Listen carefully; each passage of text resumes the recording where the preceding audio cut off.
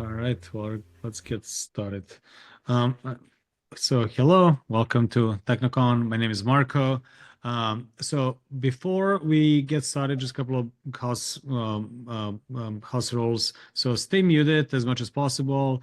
If you have a question, feel free to use chat. We've been using it just to provide an introduction so far. But during the talk, if you have anything that you would like to ask, feel free to ask in the chat and send it to everyone. I keep an eye on that. Other people are keeping an eye on that as well. So we'll get around to your question most likely.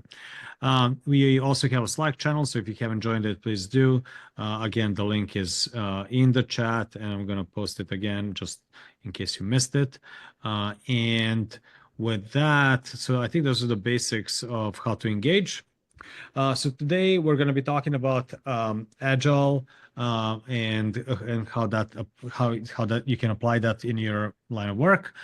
Jess started as many of us as a software engineer, developer, and then a manager, product manager, and then ultimately discovered Agile as a way to have people work better and come together and combine both the human aspect as well as software development aspect of things. So Jess is going to be speaking on this today.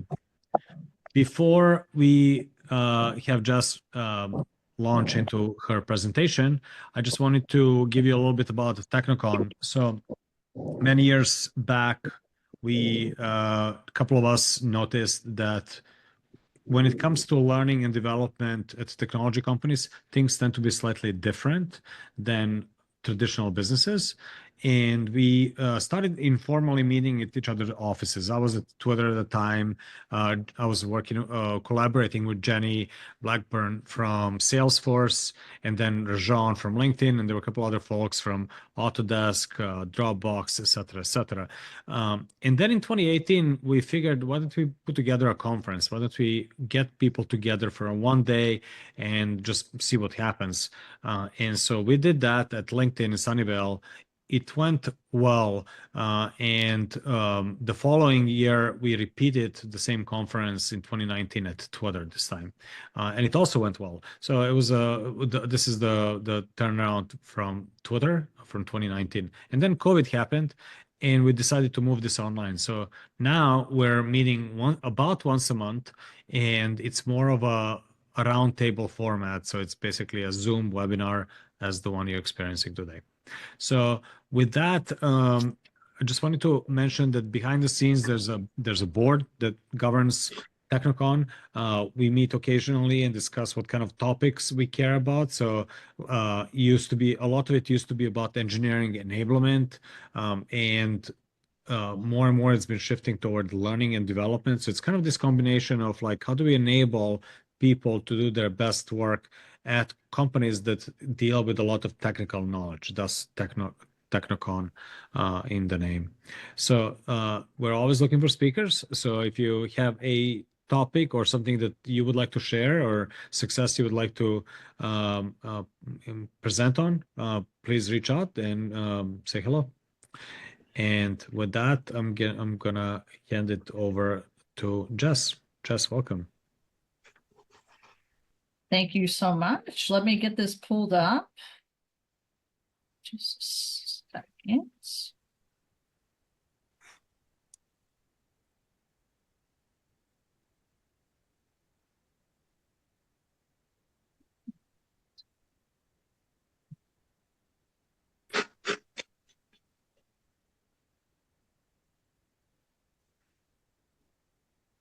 Okay, now we're getting somewhere. Okay, thank you guys for your patience.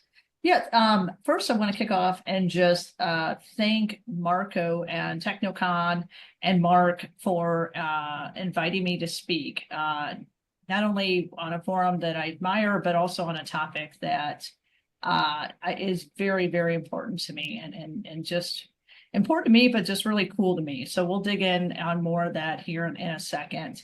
Are you able to see my screen before I continue? Excellent, thank you. I'm really compelled by this generative AI for team performance. For the better part of the last year, I don't think I'm alone in saying you see all this hype with generative AI and AI in general. You'll see, ChatGPT clearly changed the game and made it more accessible to the everyday people, right? Hey, we can do powerful things with just a few clicks of the keyboard. And then now recently with DeepSeek, and it's just evolving and it's not going anywhere. So better part of the year, I've been obsessed with it, maybe even almost 2 years now. And particularly how we use this and leverage this tool, but not lose the human aspect of it. It's kind of like, I would equate it to, not weaponizing metrics, but we don't want to weaponize AI tools and take the sort of the soul out of product, or the human-centered out of product. So same sentiment for the teaming. It's something that I've investigated on, how do we use these tools without losing that heart and soul of what a powerful team can do. All right.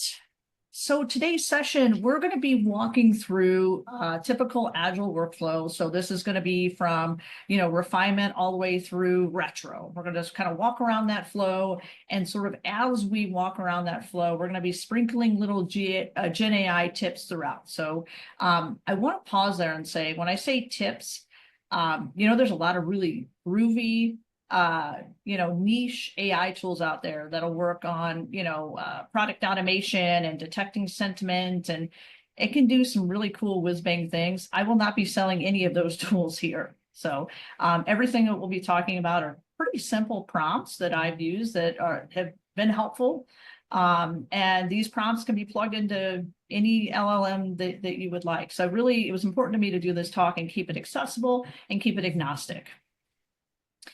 It's going to be fast-paced. So we're going to hit, again, the entire Agile flow from refinement to retrospective, and we're going to have various prompts for each one of those phases.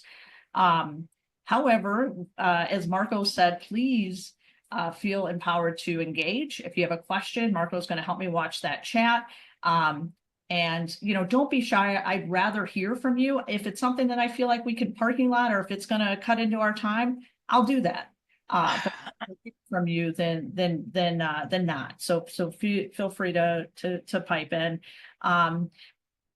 This is a great segue into it will be fast paced. Please be engaged, and you will have access to these resources such as the slide and the recording of this talk afterwards, as well as my contact, and then these sweet prompts that we'll get into in a minute. So it's okay if you don't catch it all, because it's going to be a little bit of a fire hose type scenario. I'm going to take it as graceful as I can, but at least you have that takeaway where you can come back and reference it later. Okay. Word of caution, there's going to be two here. Number one is, if you're working with your company data, and really any data, just be cognizant when you use the public-facing Gen AI tools. Show of hands here. Does anyone have access to like an internal chat tool or GPT type tool? Anyone? Yeah. Okay. I got a few people. Okay. Yeah. Okay. Great. So usually it's like 10% of attendees it'll jump at that. So it's still up and coming, right? A lot of companies are working on it, or at least interested in having their own protected version of ChatGPT. So that puts a lot of us in this seat of, well, we got to use these public-facing tools. Here, I have some examples provided on the slide for you, like a don't do this and do this whenever you just, so I can, instead of say, it's easy to say anonymize your data. I want to actually show you in this talk what I mean by each one of these prompts and the value that can come out of it. So as long as you keep it generic and keep, really, the hyper specific stuff out, you can use this tool to be sort of your, to have an extra opinion and an objective lens on things. The second thing is back to my sentiments earlier around, we don't want to replace humans, right?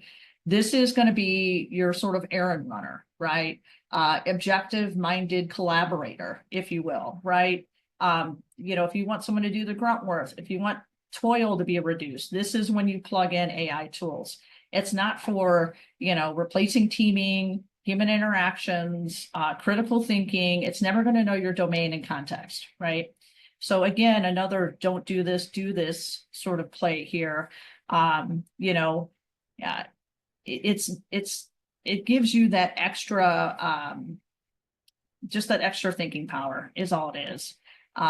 So again, doesn't know personalities, politics, nuances needed to really make decisions. So I really want to, impress upon you that it's not a replacement for someone's role or a human being.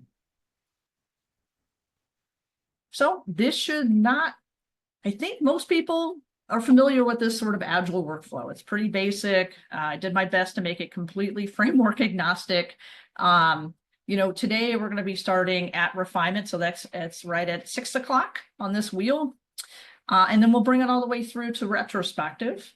And one last reminder, please interject at any time. I'd love to hear from you and as we dive in here.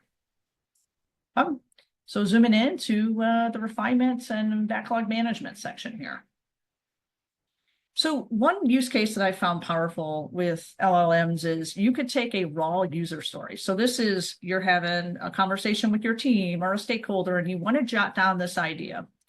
You don't want to lose it. You throw it in the backlog. It's so raw and discombobulated, but it's there at least. The essence is there. And you can take that raw user story and sort of turn that into user stories to collaborate on.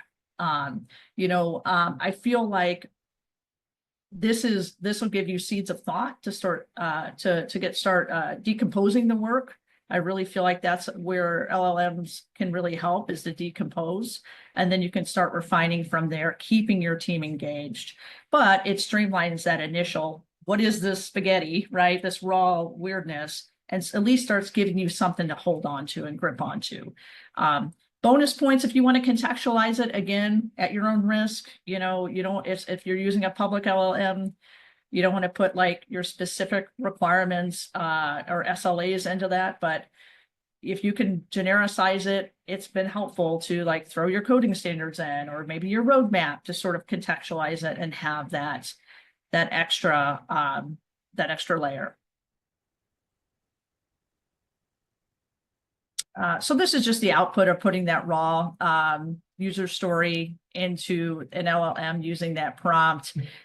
It recommends, it's actually a really smart recommendation. Let's do an MVP for basic scheduling to get that customer feedback loop started as soon as possible. Again, great. It usually does a good job of giving you good places to start for decomping the work. Here's one about, keeping it customer centered. What I like about these prompts is that it keeps you honest about not just responding to the noisiest stakeholder. You're really keeping it objective to, who we serve and these personas that we've identified. Again, if you do plug your customer data in, you gotta clean it up, make sure it's anonymous. Honestly, LLMs, all they need are facts and figures. They don't need your customer's phone number or anything personal to the customer to do a good job to help you think through ways to develop your product. So a couple examples of customer data you can use. And if you don't have any customer data, which totally have been there myself, it does a really great job, I found, across LLMs of helping you think through personas. So throw in a problem we're solving and just kind of see. You can even dig in and say, okay, what demographics? Like, describe this person to a T, so I can really envision this person and get into their thoughts and feelings. So a persona-driven backlog there. Speaking of backlogs, here are some powerful ways I've used LLMs to help with backlog management. So you could take your roadmap and your completed work and your current work and say, what's missing? What work should I have identified and I don't? And it's interesting what it can see as it has that objective view that we can't see, right? The other thing is just a simple backlog cleanup prompt about duplicates and reducing redundancy. Prioritization, again, if you want on the right there, if you want something that's objective and sort of going through maybe your prioritization approach du jour, so maybe it's Wischiff or Moscow or something like that, you can say, hey, using those rules, here's my roadmap, here's maybe some dependencies, how can I help me think through what's the maximum value with the minimal effort? Like, you could throw that through an LLM and sort of start looking at things, the threads to pull on. It's amazing what it can uncover. So I'm going to pause. Are there any questions? Because we're going to move on to planning next. We good? All right. One thing that naturally comes up about this time, or maybe it's on your guys' minds, is, wow, some of this could be automated through like Jira, or if you have like a Zapier or a Microsoft, what is it called? Power Automate. Like, and you absolutely, if you have access to these APIs. So if you can pull like your GitHub data and look at your pull requests or your commits, and you can pull Jira, you can start doing some pretty magical things. And then that's something that I've been kind of getting my hands dirty in too. Again, keeping this integration free, right? This talk and more agnostic, so anybody can walk out of here and start using this. But just keep that in mind, that those are all, if you're thinking that, that's kind of the next evolution as we, make this even smarter. So planning. So with planning, workload balancing. So sure, we got to have work to do, but are we doing the right work? So again, thinking back to the overall strategy, is this work lining up? Can we say this story ties all the way up? Help us ensure that. The other thing that I'm pretty passionate about, and you'll see it represented here, is not only are we making sure folks' capacity is leveraged, what about their learning goals? Does this work align to, the team member's learning goal? If you want suggestions on maybe what work might be better to pair on, cool. Don't have to take the suggestion. You could just run through the LLM and see. This is a one that I'm really excited about, is the contingency plans. So if X and Y happen, how am I going to deprioritize or help me think through potential trade-offs for how to navigate a sprint or a release, or however you approach your ways of working. It's pretty good if you do use sprints. Just that bottom one, it's a quick call out, is creating sprint goals that actually match not only the actual sprint, but making sure it's paying homage to the overall vision and the strategy that you're after.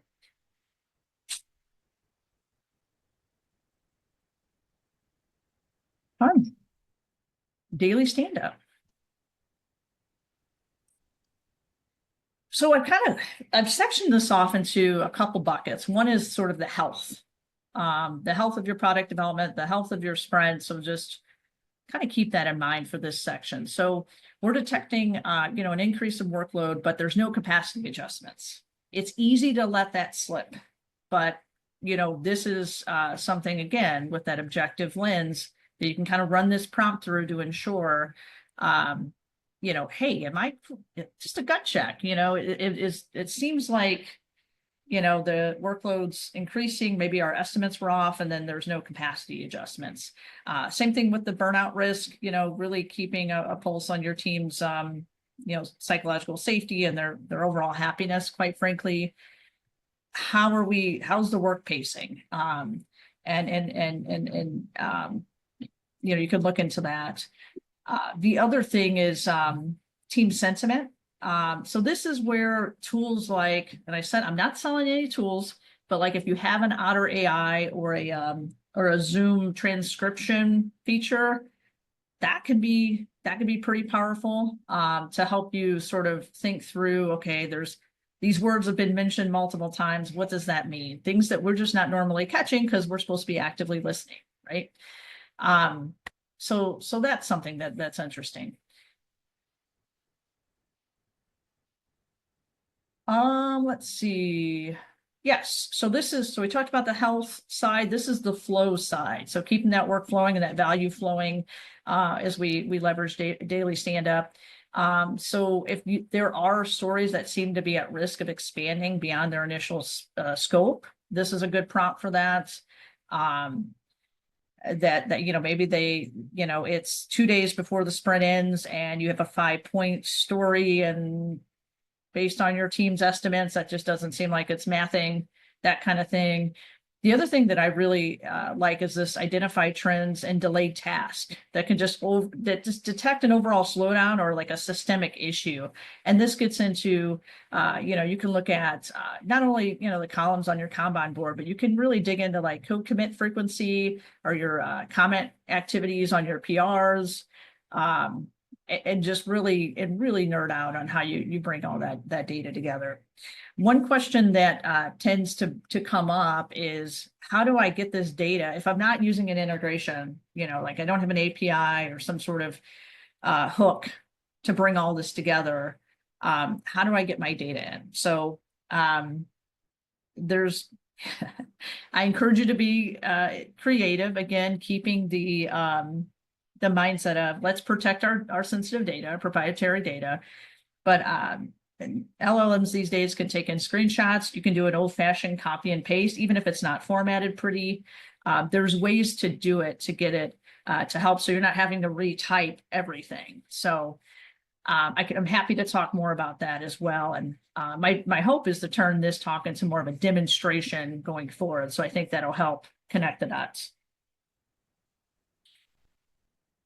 All right. Now I believe, well, before I go forward, any questions at this time?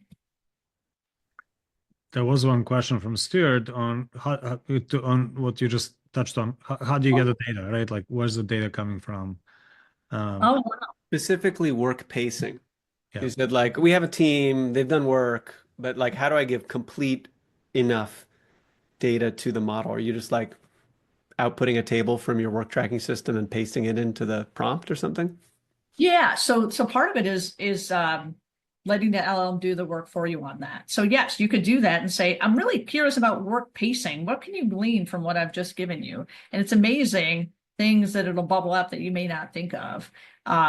You could look at kind of the example I was talking about earlier about, hey, you have this giant, piece of work that hasn't been started yet, and it's, 3 days before sprint ends. Well, okay, we're not pacing right? Something's getting in the way to where, we're not able to land the plane on time. So, was there another question? Sorry, I just saw something light up. No, we're good. I'm trying to think through that even more. GitHub is a good pulse for that as well. If you have a software team, in terms of pacing, if you kind of have a consistent flow, it could probably tell you like how many commits per day on average, but then you got to kind of watch. This is where like the human aspect comes in too. So like data can be weaponized. So it's like, well, I want to watch that to make sure, systemically we're able to flow, but we also don't want to turn that into a weapon. So anyway. And Sandy also had a question about personas. How much of that do you feed into the model? So I've done it completely. I've actually have a few projects that I started from scratch, just my own thing, nothing enterprise level. But for this particular example, I'll say hey, this is my problem. I think it would help, but I have no clue. I want you to kind of guide me through who might be interested in this offering, right? So I've started there, and I've also started from the lens of, hey, this isn't a very established enterprise, like been around for decades. Help me think about a persona that we may just be missing, even though we've been doing this and we're industry leaders for so long. And it's, I mean, if have anyone not worked with like a ChatGPT before? Or have you guys all kind of nerded out with it? And it's very collaborative. So that's why I asked. It's like, it's not just one prompt and you're done. These are prompts to start refining and getting those answers, as you kind of go back and forth and collaborate with the machine.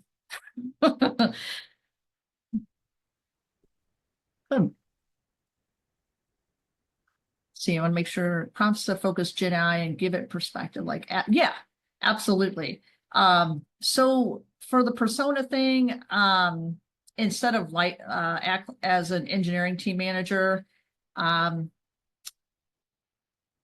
if that's like a known persona and I want to kind of dig more into that, maybe think about I don't know, do an empathy map type thing where maybe I'm not thinking like an engineering manager or do a gut check. Maybe I am, and this is a way to help me validate that.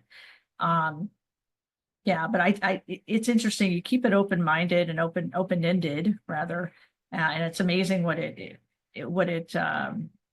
fills in. It's pretty amazing stuff. It's all based on predictive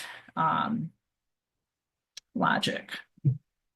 Well, good. I'm going to go to review, and there's a couple things here that I'm really, really excited about. So this first one is, I'll just tell you, how do I put this simply? If you're, trying to prep for a sprint review, which side note, I'm a believer of, there really shouldn't be much prep for a sprint review, but a quick prompt like this, even if you just paste your stories in or paste your PRs in, it can infer and glean, okay, you completed this. This is the value buttered up against your PI objective or your roadmap or whatever strategic thing you're after. And it can be really nice to just kind of get a quick report. And then if you need to iterate on it, so be it. But the first pass is usually 80% or better, is my finding. So obviously, the whole point of review is not to just give this report, right? This is an artifact to use in that review to start garnering that feedback from your stakeholders and customers, and then, facilitate that conversation and that relationship. By no means am I saying automate your sprint review. This one right here, this first one, this translate code edits for non-technical people. This I'm actually looking at doing a whole demonstration and talk on this one because oftentimes, it's tough to communicate the value of like code enhancements, right? Are we upgraded, to this new version, this new SDK or something like that like non-technical people are like, so what? But actually it's really important to the product, right? A refactor, how do you communicate that to a stakeholder, right? It can be tough. So this translation prompt helps with that. It kind of turns the tech debt into a tech investment. So this isn't just tech debt. This is an investment to make our product better. So I've had it to where you can actually pull a repository, and there's so many open source repositories. I think the one I pulled was like Miro's repository, and it will generate, you can do comprehensive product documentation, but you can narrow it down to, give me good documentation for how to create a sticky in Miro from the code repository. It's pretty fantastic.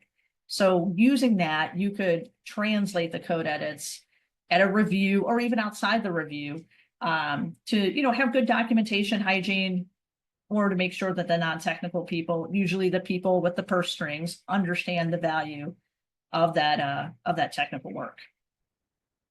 The other side of this is just detect when product documentation needs arise. Oftentimes we get in the flow and, even if it's in a definition of done, it may not always get done. I feel like documentation is always a pain point and something that we know we should do, but we just never do.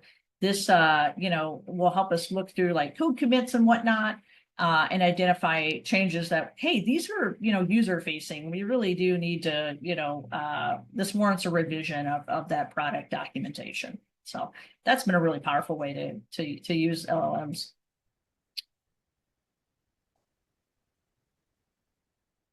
All right, questions on that one?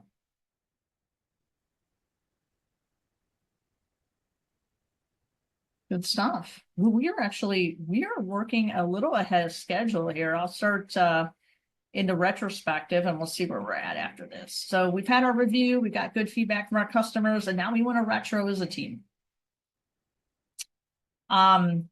So this first column is more on shaking it up. So instead of the same old, template out of Mural or the same old, you know, good, bad, what are we gonna, you know, what are our action items? Here's some couple prompts to kind of shake it up, you know, whether it's just different questions or reframing questions, or you can just think of a whole different activity altogether. I don't even think it's posted anymore. It may not be public. I think it's like on my GitHub, but whenever ChatGPT released its first version of their API, I actually made a sort of a retro GPT where you could just click a button, and it's amazing the originality of these activities. So, you know, take that. I mean, sometimes those can be gross and just you know, they insert eye roll, right? Another team building activity, but you know, sometimes you can find something that can really bring out you know, stuff that's conversation worthy. If you're lucky to have a transcription tool, you can sort of plug in a Mural or Mural URL or you know, a transcription. If Zoom will email you the summary, and you can extract action items from that. Zoom does automatically do action items. A lot of tools do. Sometimes, most of the time they work, but this is just an extra layer, or if you don't have access to those tools.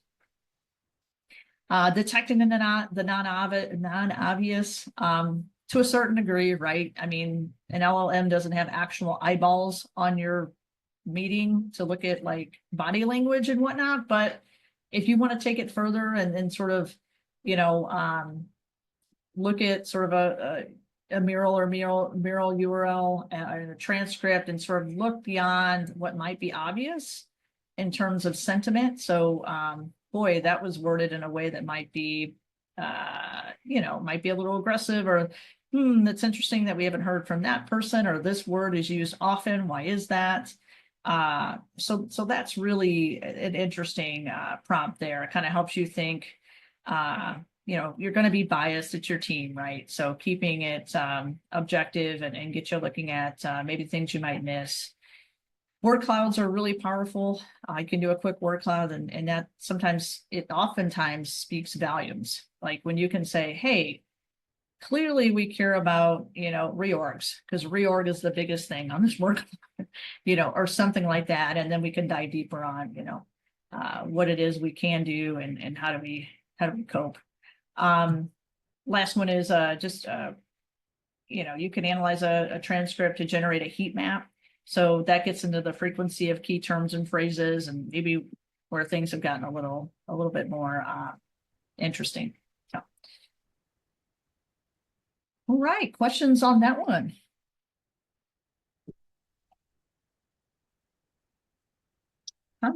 We are getting close to the end here. So just some closing statements here, reinforcing, you know, protect your data.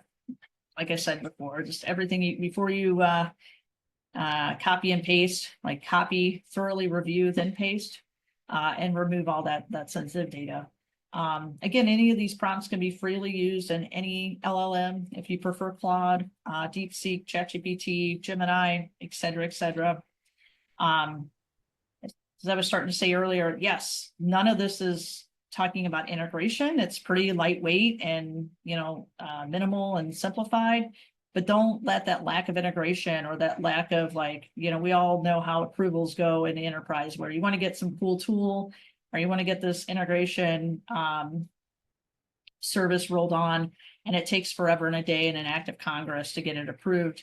You could still get creative and get some alleviation here and now. And I would be remiss if I didn't land and end on just the human aspect, just being responsible when we use AI, and knowing that it's for that grunt work and toil.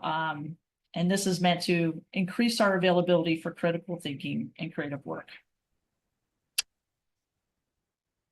One more thing, if you like this talk, or if you're interested, you want to take it further, at Nerd Noir, we do offer tailored talks like this, but it's tailored for the unique needs of your organization. And it could be, hey, we get hands-on and we knock stuff out in the session and we can whiteboard. And we're pretty much down for anything. So just don't be shy to reach out to us. Really, any questions or ideas you might have. The best part is that I'm still not selling anything because this is completely free.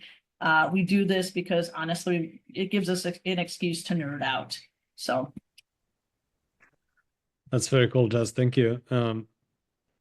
Oh, sorry. Go ahead. no, that's it. Perfect. Come right in. Awesome. Yeah. So thank you. Super inspiring. Paul had a question if there's anything to show as well. Since we have time, feel free to do it, or we can do it at another time. But I'm just reading the sidebar here. So if there are any opportunities for demo or anything like that, that's one. And as you're kind of thinking about that, one question I had, documentation is always near and dear to me. And so that promise of automated documentation of code bases sounds so fantastic, but how does it work really? How well does it work? I should ask. I'd say pretty good. I'm just actually, it's funny you say that because I'm looking up some public code repos right now to see if we have time to just do one prompt as a group. So yeah, get that try. Cool. Yeah. Any other questions on that front? I know, again, I knew it was a lot of data. It was I mean, you probably didn't get a chance to read all the prompts as I was blowing through.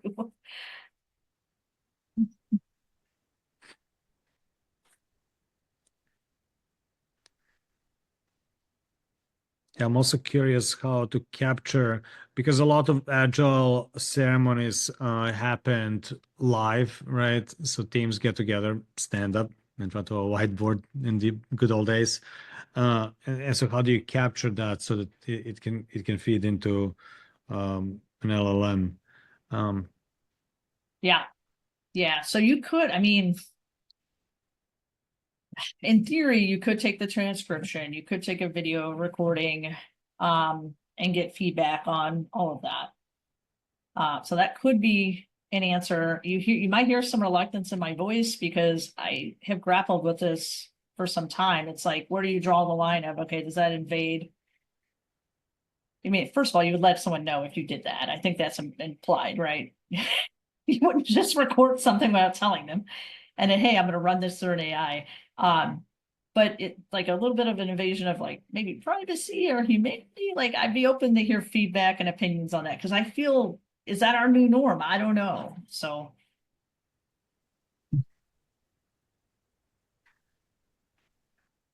yeah, I know our engineering team uses it's just a automated Slack prompt that asks every day some common questions like what you're working on, what you're stuck with, that sort of thing. But it's just a Slack automation to get text-based feedback, and then I don't know exactly what they do with that, but at least it's in digital format. yeah. Stuff. We got some other questions. Yeah, if you wouldn't mind, Marco, I'm trying to find this prompt and get this set up. This demo. Yeah.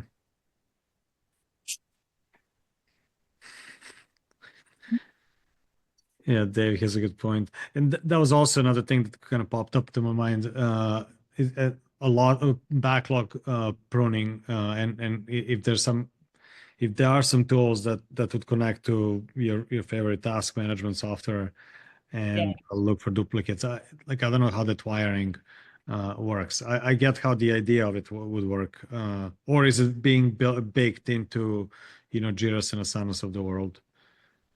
So yeah. Something to watch out for because as every single tool, I mean, heck, you look at all these quarterly reports and AI is sprinkled everywhere on all the Fortune 50s.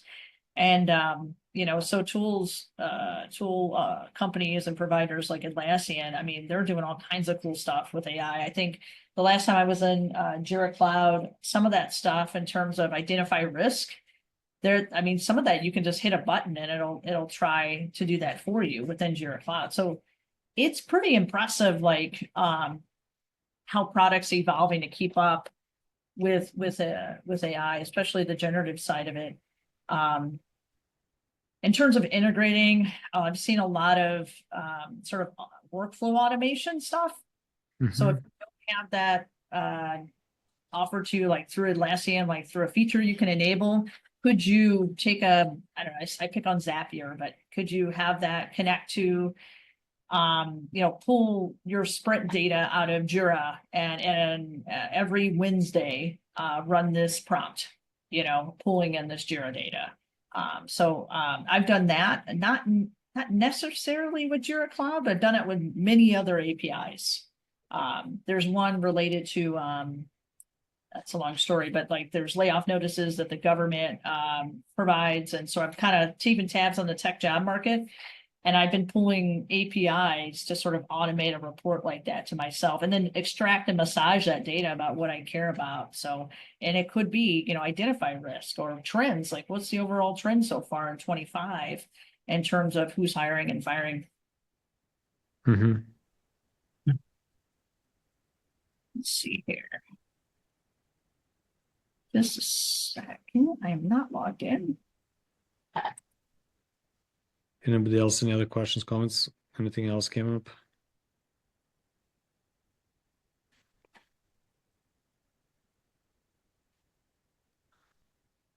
I guess I'm noticing that different agile teams happen to have their own sort of ways they do their things. So it's not always 100% homogeneous across teams. So I wonder how much it differs from a team to a team as well in the same organization. So there's that. Absolutely. And like there are numerous enterprises that I've heard of. I think Microsoft has really tried to corner the market of, hey, you already have Teams and Outlook and all this stuff with us. Here's our, I think it's Copilot, and then their partnership with OpenAI. So there are some enterprise LLMs that you can, that some of these enterprises are starting to work with and roll out. The good thing about them is that they use something called a RAG architecture that keeps the proprietary data in. So you can be free and say, hey, pull up our sensitive data and these, financial numbers and bounce it off of this. And because you're within the, protected sort of boundary. But anyway, so just a quick, can you guys see my screen? Yes. Yeah, so I took that same prompt from the talk and I threw in Miro's repo. And I mean, this is a first pass. You could actually zero into a certain repo and really go deeper. You can go off the commits as well. But I mean, just by looking at the code, it literally tells you what what Miro is. So you can kind of, imagine that if you had a collection of stories every sprint or something like that. Anyway. Yep.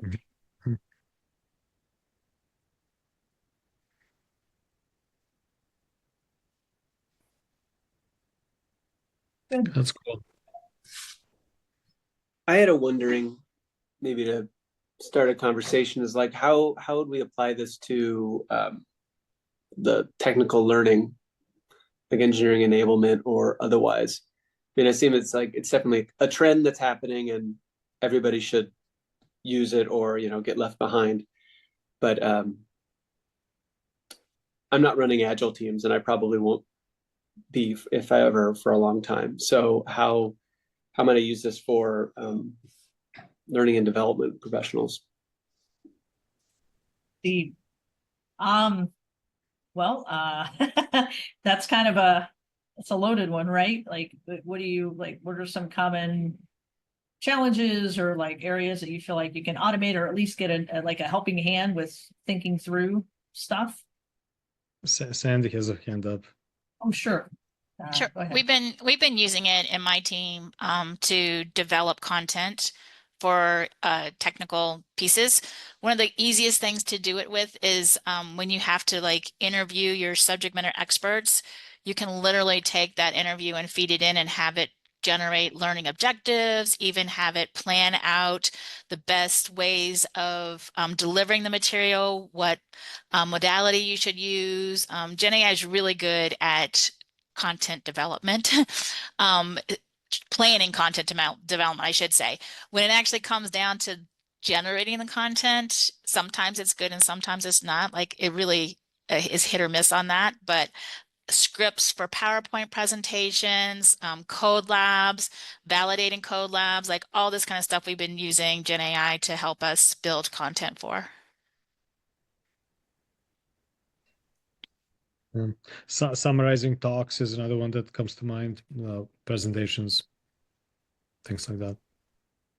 What I found is if you do happen to write, even if you're not like an author or a writer, you're not published, you could still use like a documentation or email or some artifact based on your writing. And you can, ChatGPT, I know for a fact does this, where you can sort of set your standard tone to match yours. So I have a few things I've written, and I said, make anything that's generated out of here, make it sound like Jess, basically. And so you can add that. It doesn't have to be Jess. It could be in the writing style of your L&D organization. So you can take it further and stylize it like that. One of the other things that the question about using it for learning, you can have the tool explain information in a way that's relevant to that learner, in a way that it would be really difficult for a learning department to customize. So I could say, as someone who understands cars, give this to me in a car model, or give this to me in and granted, you have to check the data for it, but in general, it's pretty good about shifting the way that it explains things.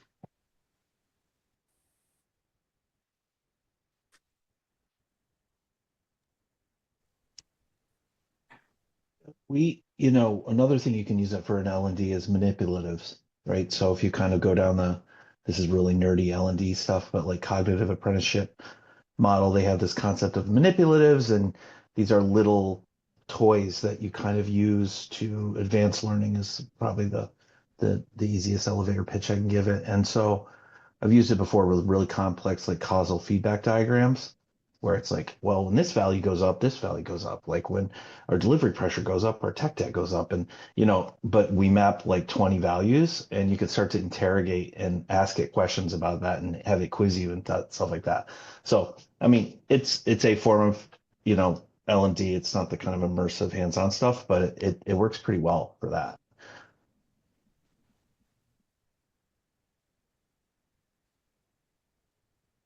Yeah, we've used it, since you mentioned immersive, I would be remiss if I didn't mention my work with Dojo coaching. And like a big part of that is an intention around making it stick. So not just learning something, but like taking it to the furthest level where this is a muscle memory, new habit for you. And so I have used it as a collaborator for that. Again, requires domain knowledge, requires some experience with L&D, but it's just another soundboard. Yeah. Oh, Cool. Any other questions, comments? I have a question for anyone here, especially you, Jess, but have you guys tried any of the deep research agents in any of your workflows to automate or to really get a deeper understanding of the subject matter in front of you? I know for or for ChatGPT, you can only use it if you have the pro version, but I know there's definitely a few free versions out there of deep research models that I've seen work and to dissect a certain big form of content. But I was wondering if you guys have used it for any workflows. so I have not, and you kind of hit on a big reason why. It's you're right, it's a pro offering. Yeah. But does it give you like a massive context window? Is that why it's pro? And you can just I jump. think I think there's just a bunch of, you know, I think it gives a much more winded answer. It can pull from external, it can pull in external resources to support claims made in content or to support, you know, things in the piece of content that you shared with it. But I was just wondering if there was anyone here using the latest and greatest expensive tool.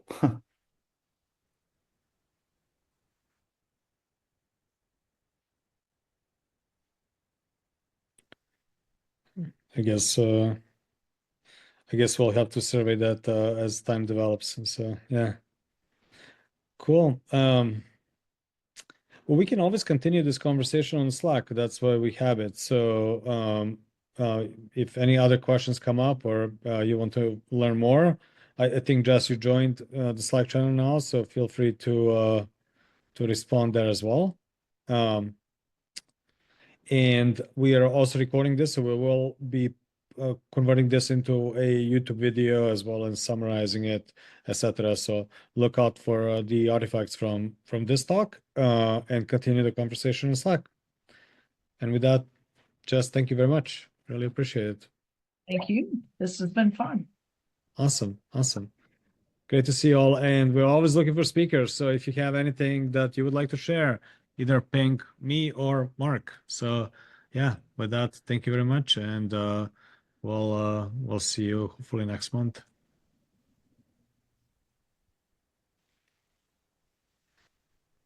Bye.